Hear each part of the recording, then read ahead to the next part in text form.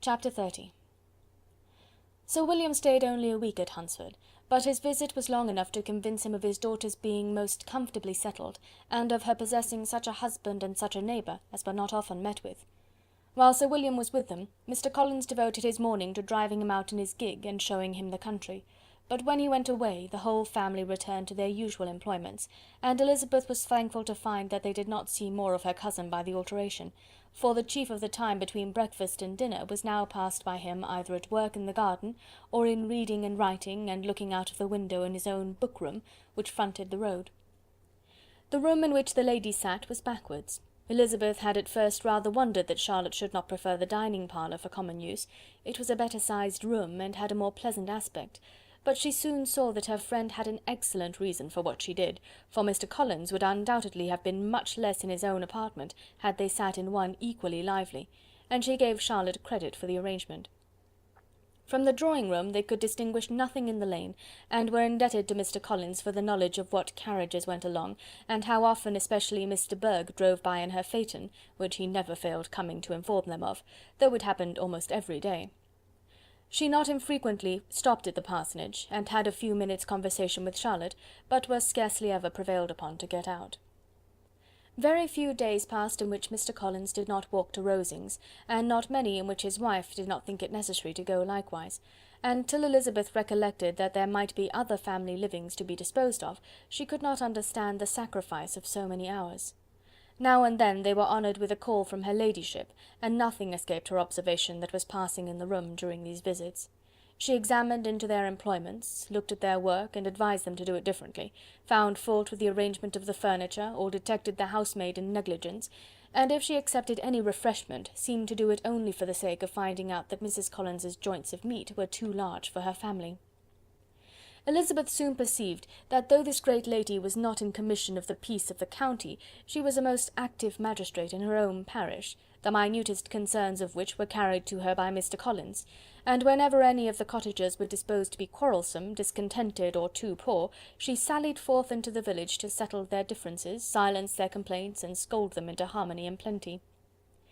The entertainment of dining at Rosings was repeated about twice a week, and allowing for the loss of Sir William, and there being only one card-table in the evening, every such entertainment was the counterpart of the first. Their other engagements were few, as the style of living in the neighbourhood in general was beyond Mr. Collins's reach. This, however, was no evil to Elizabeth, and upon the whole she spent her time comfortably enough. There were half-hours of pleasant conversation with Charlotte, and the weather was so fine for the time of year that she had often great enjoyment out of doors. Her favourite walk, and where she frequently went while the others were calling on Lady Catherine, was along the open grove which edged that side of the park, where there was a nice sheltered path, which no one seemed to value but herself, and where she felt beyond the reach of Lady Catherine's curiosity. In this quiet way the first fortnight of her visit soon passed away. Easter was approaching, and the week preceding it was to bring an addition to the family at Rosings, which in so small a circle must be important. Elizabeth had heard soon after her arrival that Mr. Darcy was expected there in the course of a few weeks, and though there were not many of her acquaintances whom she did not prefer, his coming would furnish one comparatively new to look at in their Rosings parties, and she might be amused in seeing how hopeless Miss Bingley's designs on him were by his behaviour to his cousin, for whom he was evidently destined by Lady Catherine, who talked of his coming with the greatest satisfaction, spoke of him in terms of the highest admiration, and seemed almost angry to find that he had already been frequently seen by Miss Lucas and herself.